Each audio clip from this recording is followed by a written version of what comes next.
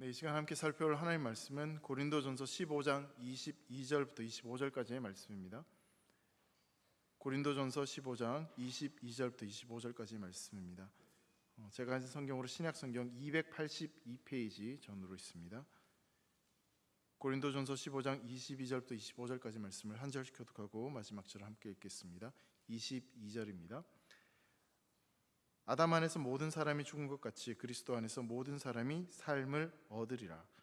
그러나 각각 자기 차례대로 되리니 먼저는 첫 열매인 그리스도요, 다음에는 그가 강림하실 때 그리스도에게 속한 자요, 그 후에는 마지막이니 그가 모든 통치와 모든 권세와 능력을 멸하시고 나라를 아버지 하나님께 바칠 때라. 함께 읽습니다. 그가 모든 원수를 그 발 아래에 둘 때까지 반드시 왕노릇 하시리니. 아멘. 우리가 지난주부터 예수님께서 우리의 그리스도시라는 것이 어떤 의미인지를 살펴보고 있습니다. 사실 한 번의 시간이 빠져 있긴 한데 예수님이 그리스도라는 것이 세 번에 걸쳐서 각각 어떤 의미가 있는지를 이제 살펴보는 그런 시간들을 가지는데, 여러분, 이 그리스도라는 것은 기름 부음 받은 자라는 그런 이 직분명에 해당되는 것입니다. 구약성경에 오면 이 기름 부음을 받은 자, 하나님께서 자신의 백성들을 위해서 특별히 이 기름 부음 받은 자로 세운 이 세 가지 직분을 허락해 주시는데, 선지자, 제사장, 그리고 왕, 이렇게 세 가지 직분이 있습니다. 세 가지 직분이 뭐라고요? 처음에 선지자, 그 다음에 제사장, 그리고 왕. 근데 지난주에는 우리가 대제사장 기억나시나요? 기억나셔야 되는데 김신영 목사님이 본인이 발음을 잘 못한다고 계속 대제사장 이렇게 얘기를 했거든요. 대제사장에 대해서 지난번에 배웠고, 이제 선지자에 대해서는 그 전에 이제 배워야 되는데 저희가 이제 순서에 따라서 이제 지나가고 오늘 이제 왕에 대해서 이제 함께 배울 텐데요. 간단하게만 이제 좀 이야기를 나눠보자면, 여러분, 예수님이 우리의 선지자이십니다라는 이것은요, 하나님의 뜻을 우리에게 알려주시고 우리 마음속에 그 말씀을 적용시켜서 그대로 살게 해주시는 분이 바로 우리 예수님이시다. 그래서 예수님이 선지자이시다라고 그렇게 이야기를 하는 것입니다. 근데 사실 우리가 이제 살다 보면 예수님이 선지자가 아니라 오늘날 우리에게는 그 선지자가 다른 것이 될 때가 있죠. 뭐가 대표적으로 선지자가 되시나요? 유튜브 많이 보시죠? 유튜브 보면서 유튜브가 나의 갈 길을 인도하는 것처럼, 유튜브에 아주 유튜버들의 그런 주장하는 내용들이 진짜 옳은 것처럼 그렇게 휩쓸리면서 내 삶을 좌지우지하는 것처럼 그렇게 느껴지는 때가 있는데, 진짜 여러분 중요한 것은 우리의 삶을 움직이고 우리의 삶이 따라가야 될 것은 바로 예수님의 말씀인 줄 믿습니다. 그리고 또 한 가지가 이제 예수님이 우리의 대제사장이십니다라는 이 고백도 그 직분이 있는데, 예수님만이 바로 하나님께로 나아갈 수 있는 유일한 길이다. 이것이 바로 이 대제사장이신 예수님이 가지고 있는 그런 의미입니다. 예수님께서 우리의 죄값을 치러주셨기 때문에 우리는 하나님께로 나아갈 수 있고, 그리고 우리는 하나님의 백성이 되었다라는 의미가 바로 예수님이 우리의 제사장, 대제사장이 되어주십니다라는 의미가 있는 것이죠. 자, 그리고 오늘 이제 우리가 살펴볼 내용이 예수님은 왕이십니다라는 이 고백입니다. 여러분, 그리스도가 우리의 왕이십니다라는 이 표현이요, 사실 이 예수님이 제사장이시고 선지자라는 표현보다는 조금 더 우리에게 친근한 표현으로 다가올 수 있습니다. 왜냐하면 왕이신 하나님, 왕이신 예수 그리스도, 우리는 편하게 또 그렇게 쉽게 자주 이야기를 하고 있기 때문에 예수님이 왕이시라는 표현이 우리에게 훨씬 더 가깝게 느껴지는 측면이 있는 것이죠. 자, 그렇다면 여러분, 예수님이 왕이시라는 것이 여러분들에게 진짜 어떤 의미로 다가오고 계십니까? 예수님이 우리의 왕이시라는 것은 이 성도라면 누구나 동의하는 고백입니다. 여러분, 예수님이 우리의 왕이심을 믿으십니까? 네. 다시 한번 물어볼게요. 제가 생각했던 것보다는 아멘 소리가 좀 작아서, 여러분, 예수님이 우리의 왕이십니다. 믿으십니까? 기대했던 것만큼은 아니지만 이걸로 만족하겠습니다. 여러분, 근데 이것이 우리의 입술로 고백하고 아멘이라고 이렇게 여러분 하셨는데, 진짜 예수님이 나의 왕이시란 것이 내 삶에 어떤 위안이 되고 소망이 되고 힘이 되는지에 대해서 한번 좀 생각을 해보게 되는 것 같습니다. 특별히 오늘날은 그 어느 때보다 이 권위에 대해서 굉장히 좀 거부감을 가지고 있는 그런 시대라고 볼 수 있을 것 같아요. 왕에게 복종한다, 여러분, 이게 여러분 좀 쉽게 납득이 되고 받아들여지는 그런 부분들이 있으십니까? 이 복종 자체가 오늘날 우리에게는 좀 이 강압적이고 뭔가 폭력적인 그런 단어처럼 보여지기 때문에 어떤 권위에 복종한다, 이 왕에게 복종한다, 이거 쉽게 좀 받아들여지지 않는 부분들도 분명히 있는 것 같습니다. 근데 여러분, 곰곰이 생각해 보면요, 사람들은요 누구나 각자 어떤 권위를 두고 복종하고 의지하는 대상이 반드시 하나씩은 있는 것 같습니다. 나의 행복과 나의 인생의 안전을 위해서, 그리고 내 인생의 어떤 기쁨을 위해서 이 권위를 두고 내가 그렇게 복종하고 따르는 대상이 있다라는 것이죠. 그게 어떤 사람일 수도 있고, 아니면 뭐 돈이 될 수도 있고, 명예가 될 수도 있고, 어떤 일의 성취가 될 수 있고요. 자기 자신이 자기의 왕이 되어서 자기 중심적으로 살아가는 그런 모습들도 분명히 있다라는 것입니다. 자, 그렇다면 내가 그렇게 권위를 두고 내가 의지하고 따라가는 그런 어떤 복종의 대상, 왕이라고 지칭은 하지 않지만 그런 대상이 무엇인지를 알 수 있는 그런 방법이 무엇이 있을까요? 평소에는 내가 잘 모르다가 내가 어느 때 정말 불안을 느끼는지, 그리고 내가 어떤 것을 잃어버렸을 때 정말 화가 나고 슬프고 또 마음이 힘든 것인지, 내가 이것을 잃어버렸을 때, 놓쳤을 때 삶이 무너지는 것처럼 그렇게 느껴지는 그런 순간들을 여러분 경험해 보셨을 때가 있을 텐데, 그 순간 내가 뭘 놓쳤으니까, 내가 무엇을 놓아버렸으니까 이렇게 힘든지를 생각해 보면, 여러분 어쩌면 그것이 왕이라고 표현을 하고 있지 않지만 그것이 우리 인생 가운데 이 왕이 되어서 내 삶을 지배하고 있다라고 그렇게 보여질 수 있습니다. 저희 둘째 아이가 이제 아주 어린 아이인데, 이 아이가 가끔 이럴 때가 있어요. TV를 이제 몇 개씩 보여주다가 어느 순간 갑자기 제가 TV를 꺼버릴 때가 있습니다. 왜냐하면 저는 어쨌든 저희 아들한테는 제가 왕이 되고 싶은 마음이 있는데, 근데 그렇게 TV를 꺼버리면 저한테 막 소리를 지르고 막 소리를 그러더라고요. 그렇다고 여러분 뭐 문제 있는 아이처럼 그렇게 하는 게 아니라, 그 순간에 아이가 이제 TV 속에 빨려 들어가서 TV가 통제하고 있는 그런 모습들을 하고 있는 거죠. 그걸 이제 크게 본다면 우리 인생 가운데도 뭔가 내가 놓치고 잃어버리고 또 이것이 안 되어졌을 때 그것 때문에 막 내 삶이 뭔가 무너지는 것처럼 그렇게 느껴지는 순간들이 있다면, 그것이 우리 인생 가운데 왕으로 또 우리의 삶을 지배하는 것일 수 있다라는 것입니다. 나의 행복과 나의 안전을 위해서 기꺼이 내가 뭔가에 순종하고 기꺼이 내 삶을 헌신하며 내어주는 그 무엇이 있다면, 크든 작든 이 모든 사람들에게 이런 것들은 한두 가지가 다 있지 않을까 생각을 해보게 됩니다. 자, 그리고 그런 어떤 대상의 통치를 우리가 받느냐에 따라서 우리의 삶의 방식도, 삶의 목적도 분명히 달라진다고 생각되어집니다. 그럼 돈의 통치를 받는다, 돈이 우리의 삶을 결정하고 우리의 삶을 안전하고 행복하게 해준다라고 그렇게 생각하며 살아가는 사람과, 이 하나님이 우리의 삶을 통치하시고 하나님이 내 삶의 주인이시고 나를 다스리신다고 생각하는 사람은 분명 그 삶의 방향과 목적이 다를 수밖에 없습니다. 여러분이 어떤 대상의 통치를 받느냐에 따라서 삶의 방식이 달라지고, 또한 어떤 상황에 대처하는 그 대처 방향도, 이 방법도 분명히 다르다라는 사실입니다. 자, 그렇다면 사랑하는 성도 여러분, 우리가 우리의 행복과 안전을 위해서 우리가 진짜 의지하고 순종하고 우리가 통치를 받아야 될 분이 여러분 누구이십니까? 침묵하지 마시고요.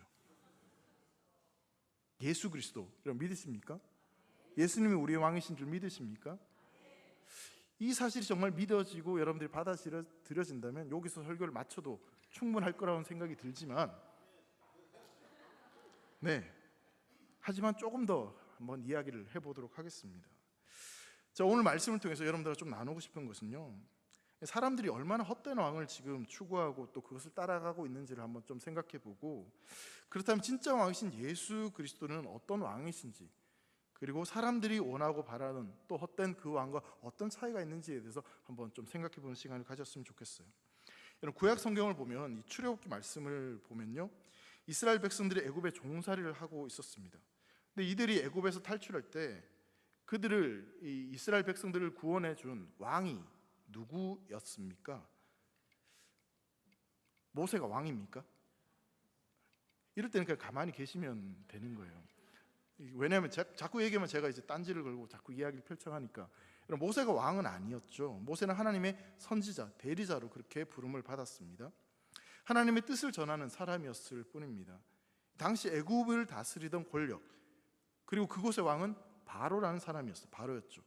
바로는 거의 신적인 권력을 가지고 있는 강력한 그 권력을 휘두르고 있는 그런 왕이었습니다. 자, 그런데요, 이 하나님 앞에서 그 애굽을 다스리던 바로가 그 어떤 것도 할 수 없었다는 것을 우리는 출애굽기 말씀을 통해서 알 수 있습니다.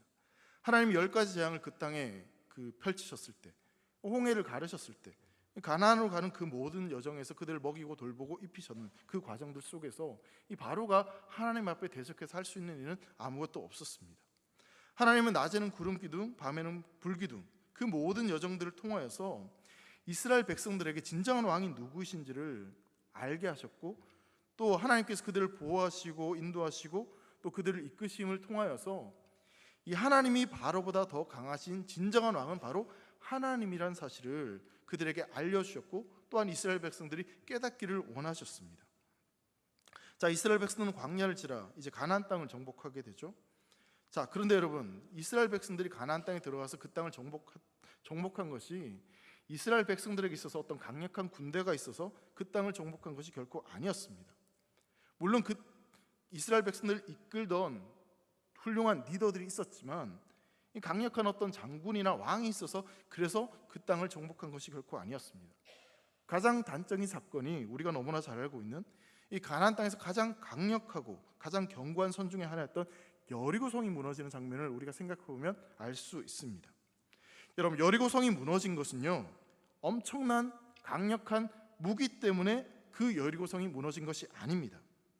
이스라엘 백성들이 왕이신 하나님 말씀 앞에 순종하고 그 성을 돌았을 때, 그때 그 성이 무너졌습니다.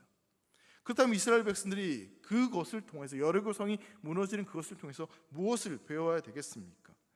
강한 군사, 지혜로운 왕이 우리를 보호하고 우리에게 승리를 주는 것이 아니라, 세상의 왕 때문에 우리가 안전한 것이 아니라 바로 하나님이 우리의 왕이시기 때문에 그 왕이신 하나님의 말씀에 순종할 때 우리는 안전하고 이 땅을 정복할 수 있다는 사실을 그들은 애굽에서부터, 그리고 광야를 지나, 그리고 이 가나안 정복 전쟁을 통해서도 분명히 깨닫고 진정한 왕이 누구신지를 깨달아야 되었던 것이죠. 자, 그런데 이스라엘 백성들만 과연 이러한 사실을 깨닫고 그것을 인정해야 되는 것일까? 그렇다면 우리는 어떠합니까? 우리의 신앙 여정도, 우리의 삶도 돌아보면 각자 좀 다른 부분들이 분명히 있겠죠.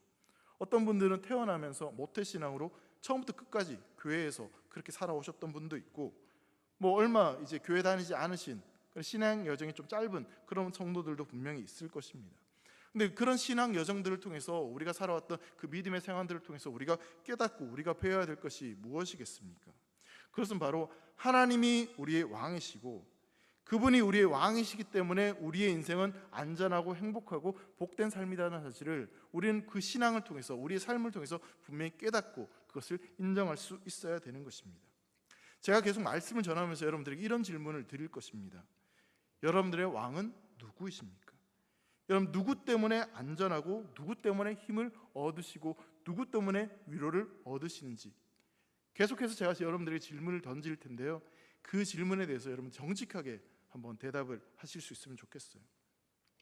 여러분, 사무엘상 8장 5절 말씀을 보면요, 이렇게 말씀하는 장면이 있어요. 그에게 이르되 보소서, 당신은 늙고 당신의 아들들은 당신의 행위를 따르지 아니하니 모든 나라와 같이 우리에게 왕을 세워 우리를 다스리게 하소서 한지라 라고 말씀하고 있는데요, 여러분, 이 말씀은요, 이스라엘 다스리던 마지막 사사이며 또 선지자였던 사무엘이 이제 나이가 들고, 그리고 그 뒤를 이어서 그 아들들이 이렇게 사사로 세워졌는데, 사무엘같이 나라를 좀 다스리고 그렇게 이끌어가지 않는 그런 모습들을 보게 되죠. 불의한 판정을 내리게 되니까 백성들이 자꾸만 불안해집니다. 사무엘은 이제 나이가 들어서 죽을 것 같고, 그 아들들이 사사로 뭔가 세워졌는데 나라를 제대로 이끌어가지 못하는 그런 것들을 생각해 보니까 점점 불안해지는 겁니다. 그래서 뭐라 하냐면, 우리도 좀 왕을 세워달라, 그렇게 요구를 하게 됩니다.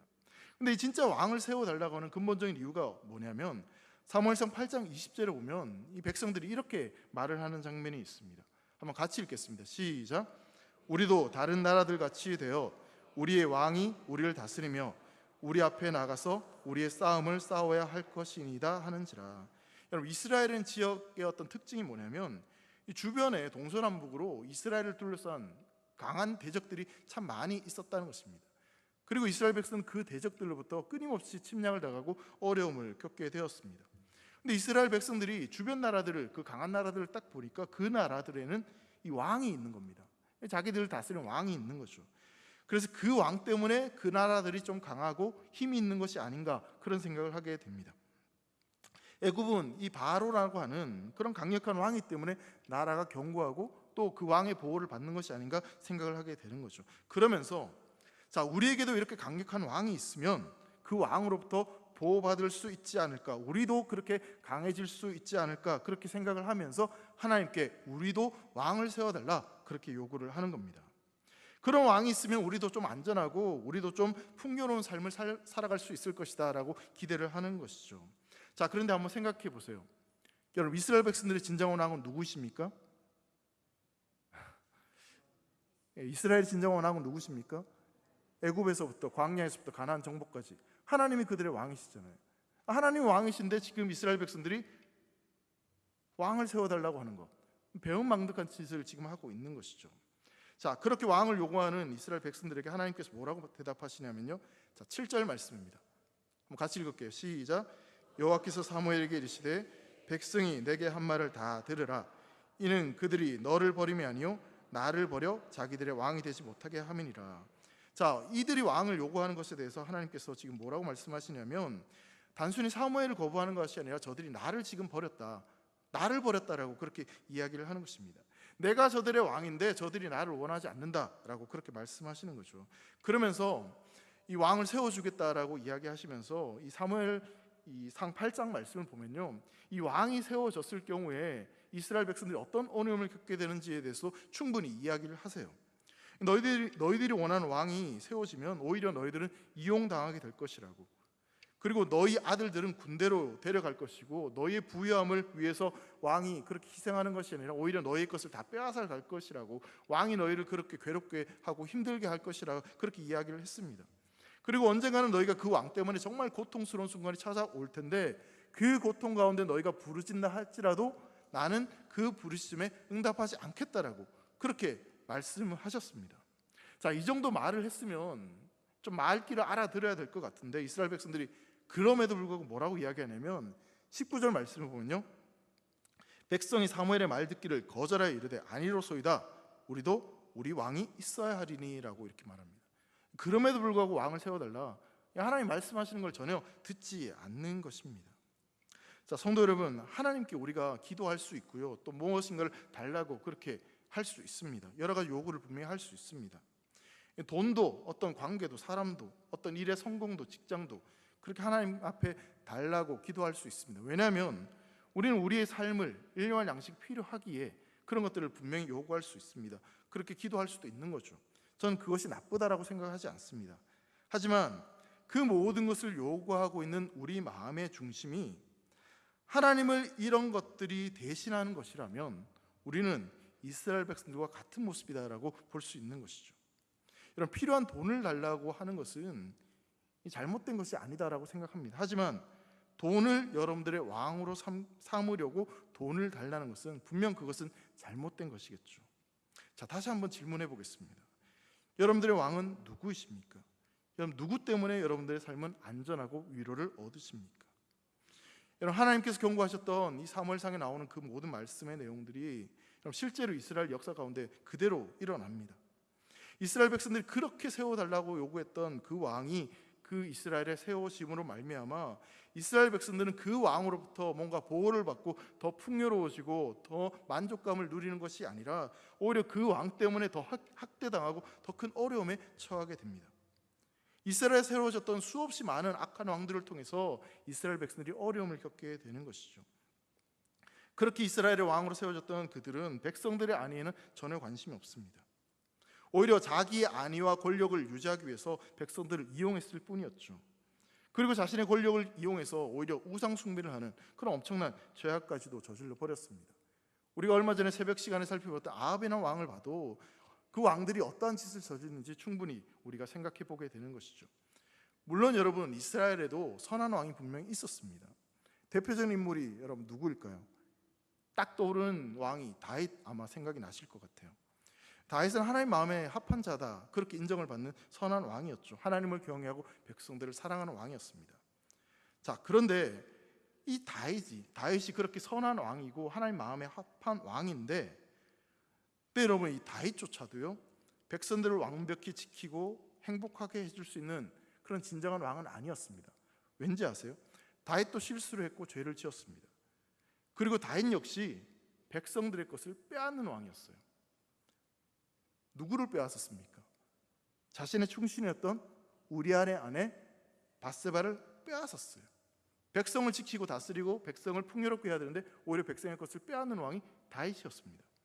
또한 다윗의 말년을 보면요, 다윗이 나라를 통째로 정말 굉장히 큰 어려움에 빠뜨리는 엄청난 죄를 저지르는데 바로 인구조사를 하는 장면이 나옵니다. 사무엘하 24장 2절 말씀 보면 이런 말씀이 있어요. 이에 왕이 그 곁에 있는 군사령관 요압에게 이르되 너는 이스라엘 모든 지파 가운데로 다니며 이제 단에서부터 브엘세바까지 인구를 조사하여 백성의 수를 내게 보고하라, 이렇게 말씀하는 장면이 있어요. 다윗이 지금 이스라엘 전체의 인구를 계수하라 그렇게 이야기를 하는 것인데, 여러분 고대 이때 당시에 인구 조사를 하는 이유는요, 이 병사의 수, 싸움에 나갈 군사 수를 헤아리기 위해서 지금 인구 조사를 하는 거예요. 자, 그럼 다윗이 지금 왜 지금 이 인구 조사를 하게 하는 것이겠습니까? 하나님이 진짜 왕이라고 생각했다면, 하나님이 보호자라고 피난자라고 생각했다면 하나님께 더욱더 가까이 나아가고 하나님과 관계를 점검하는 게 맞겠죠. 근데 군사수를 지금 헤아리는 것은 이 군사수를 헤아림으로 말미암아 이 군사로 내 왕권이, 내 나라가 얼마나 더 견고하고 더 튼튼해질 것인가, 거기에 지금 마음을 쏟고 있는 겁니다. 자, 그 결과 어떻게 되는지 아십니까? 이런 다윗의 죄로 인해서요 이스라엘 전역은 사흘 동안 전염병이 도는 거예요. 나라가 그것으로 인해서 엄청나게 흔들리는 그런 고통을 당하게 되는 거죠. 여러분, 자신을 지켜줄 것이라고 하는 그런 왕, 그리고 그 왕이 진짜 나를 다스리면 내가 더 풍요롭고 안전하고 내 삶은 더 보호받을 것이라고 생각하는 그런 왕, 사람들이 간절히 바라고 생각하는 그런 왕이 실제로는 오히려 자신의 안위를 위협하고 자신의 생명마저 잃게 만드는 그런 모습들을 우리는 이스라엘 역사를 통해서 충분히 보게 되는 것입니다. 자, 그렇다면 우리의 진정한 왕은 누구십니까? 여러분, 누가 진짜 왕이라고 생각하십니까? 내가 지금 왕처럼 생각하는 그것, 정말 정직하게 내가 왕이라고 생각하는 그 돈이, 그 명예가, 그 사람이, 여러분 그것의 다스림을 받으면, 그것이 내 안에 풍족해지면 진짜 내 삶이 안전하고 정말 내 삶이 보호받고 내 삶이 형통할 것이라고 여러분 그렇게 생각하고 계십니까? 삶의 행복과 안위를 위해서 내가 지금까지 그것을 왕으로 삼고 그것의 통치를 삼고 그것을 얻기 위해서 그렇게 아등바등 열심히 살아왔는데, 근데 여러분 이스라엘 역사를 놓고 봐도, 그 성경에 나오는 수없이 많은 그런 그릇된 왕들을 봐도 그런 왕들이 진짜 우리에게 안전과 행복을 보장해 주지 않는다는 것을 우리는 계속해서 보게 되는 것입니다. 그러하기에 여러분, 우리 하나님께서는요 진정한 왕을 우리 가운데 보내주시겠다고 약속하십니다. 여러분, 복음은요 그런 이스라엘 백성들과 우리에게 하나님께서 다시 진정한 왕을 우리에게 보내주셔서 그 왕의 다스림 가운데 너희를 지키고 보호하시겠다고 약속하시는 데 있습니다. 이사야 32장 1절과 2절 말씀이에요. 앞에 화면을 보시고 한번 같이 읽겠습니다. 시작. 보라, 장차 한 왕이 공의로 통치할 것이요 방백들이 정의로 다스릴 것이며 또 그 사람은 광풍을 피하는 곳, 폭우를 가리는 곳 같을 것이며 마른 땅에 냇물 같을 것이며 곤비한 땅에 큰 바위 그늘 같으리니, 진짜 왕을 보내주시겠다고 약속하십니다. 하나님께서는 기존과는 다른 너희들을 이용하고 너희들을 안전하게 지켜주는 것이 아니라 자기의 안위만을 생각하고 자신의 풍요만을 생각하는 그런 왕이 아니라 정말 너희를 지켜주고 너희를 공의롭게 통치하고 너희를 안전하게 보호하는, 너희를 위하는 진짜 왕을 보내주실 것이다 라고 우리에게 약속하고 계십니다. 바로 그 왕이 우리와 같은 인간의 모습으로, 가장 낮은 모습으로 이 땅에 오신 바로 예수 그리스도이십니다. 그 왕이신 예수님께서 이 땅에 오셔서 우리를 위해 죽으시고, 그리고 그 죽으심으로 말미암아 우리에게 대한 그 사랑을 증명해 내신 것이죠. 여러분, 우리가 인정을 하지 않든 또 인정을 하든 우리 예수님은 온 세상을 다스리시는 진정한 왕이십니다. 엄밀히 말한다면요, 우리는 이스라엘 백성들처럼 하나님께 복종하지도 않았고 그분의 통치를 기대하거나 바란 것도 결코 아니었습니다. 하지만 그 왕은, 이 땅의 주인이신 그분은 우리와 같은 인간의 모습으로 우리를 찾아오셨습니다. 율법의 주인이신 그분이 율법을 행해야 되는 인간의 모습으로 찾아오셨습니다. 그리고 우리를 복종케 하시는 그 방법이 세상의 왕과는 다른, 우리를 강제적으로 억지로 그렇게 복종하게 하시는 것이 아니라 우리를 사랑으로써, 그리고 그 죽음으로써 우리를 복종하도록 우리에게 은혜를 베풀어 주셨습니다. 우리가 받은 사랑이 바로 이것입니다. 우리가 복종해서 그 사랑을 받은 것이 아니라 예수님이 복종하시는 말미암아, 예수님이 죽으시는 말미암아 우리가 그 사랑을 받았고 그분의 은혜를 경험하게 된 것입니다.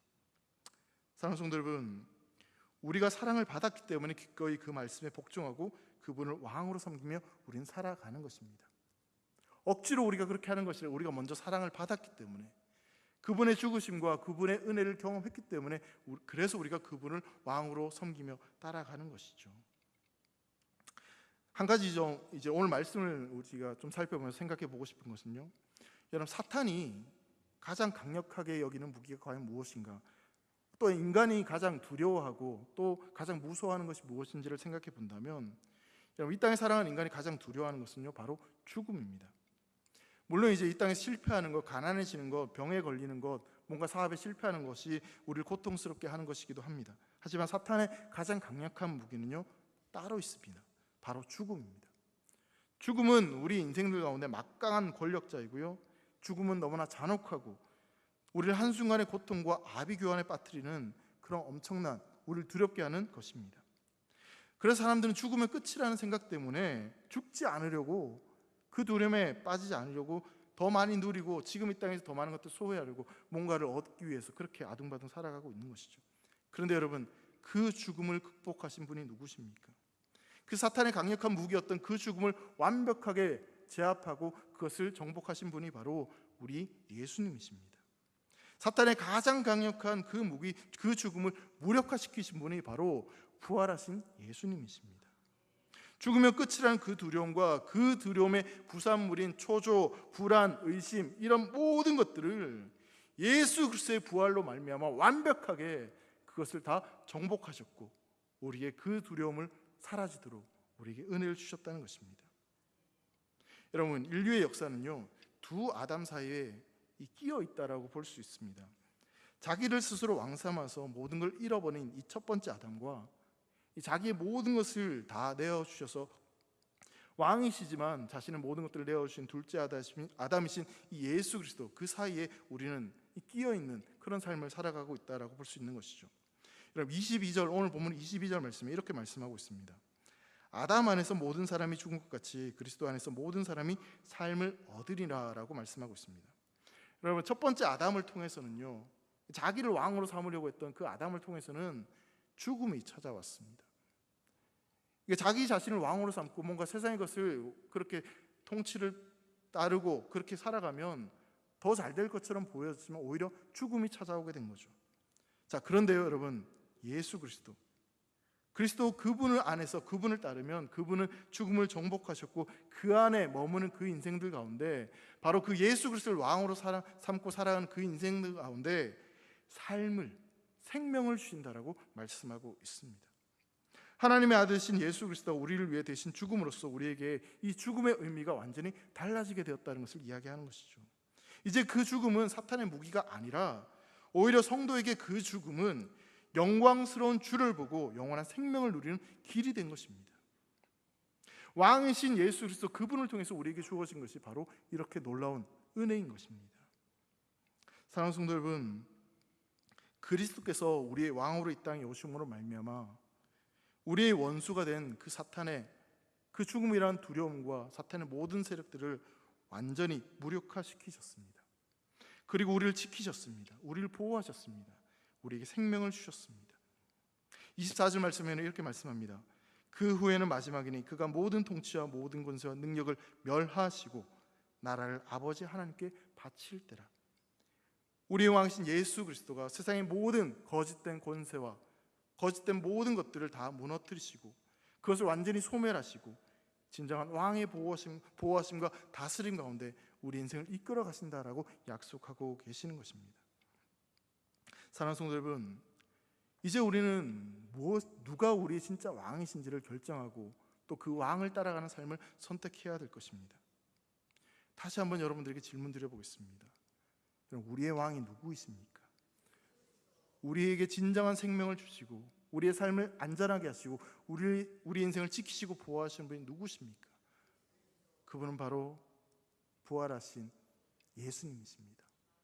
예수님이 우리의 왕이십니다.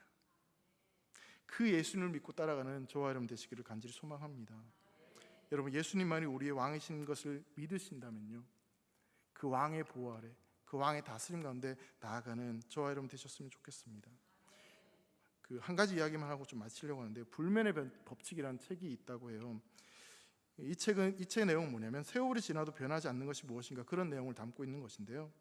이 책의 사람들은 이 보통 앞으로 10년간 변할 것은 무엇인지, 앞으로 변하는 것이 무엇인지에 대해서 많은 사람들이 관심을 가지고 또 그런 질문을 하는데, 근데 그런 질문보다는 이 책에서 주장하는 내용은 뭐냐면 진짜 인생 가운데 변하지 않는 것이 무엇인지를 질문하고 그것을 붙잡고 살아가는 것이 훨씬 더 중요하다라는 그런 이야기를 합니다. 제가 이 책의 내용을 보면서 그런 생각이 들었어요. 그렇다면 진짜 우리 인생 가운데 변하지 않는 것이 과연 무엇이 있나, 진짜 불변하는 것이 무엇인가를 생각해 보게 되는 것이죠. 여러분들 인생 가운데 변하지 않는 것이 무엇이 있겠습니까? 바로 왕이신 그리스도, 그 예수님이 우리를 사랑하시고 그분이 우리의 왕이 되신다는 사실, 여러분 그 사실은 변하지 않는 불변의 진리인 줄 믿습니다. 여러분, 인정하든 인정하지 않든 우리의 왕은 예수님이라는 사실을 믿으시고 그 예수님이 지금도 살아계셔서 우리 인생을 돌보시고 지키시고 다스리고 계신다는 사실을 기억하셔서 그 왕의 통치하심 가운데 머무는 사랑하는 되기를 모든 성도 되시기를 주의 이름으로 축원합니다. 기도하겠습니다. 사랑하는 하나님 아버지, 감사합니다. 우리의 진정한 왕이신 예수 그리스도를 우리에게 보내주시는 말미암아 그분의 다스리심과 그분의 통치 가운데 우리가 들어갈 수 있도록 은혜 주시니 감사합니다. 예수 그리스도를 우리의 왕으로 삼고 그 왕이신 주님의 다스리심과 이끄심을 따라 살아가는 사랑하는 대길의 성도들이도록 인도하여 주시옵소서. 우리의 왕이신 예수 그리스도의 통치를 받는 것이 참으로 행복한 인생이고 가장 안전한 인생임을 기억하게 하여 주셔서 우리의 남은 인생 가운데 우리의 왕이신 주님을 따라가는 대길의 모든 성도들이도록 인도하여 주시옵소서. 감사하며 사랑하는 예수님의 이름으로 기도합니다. 아멘.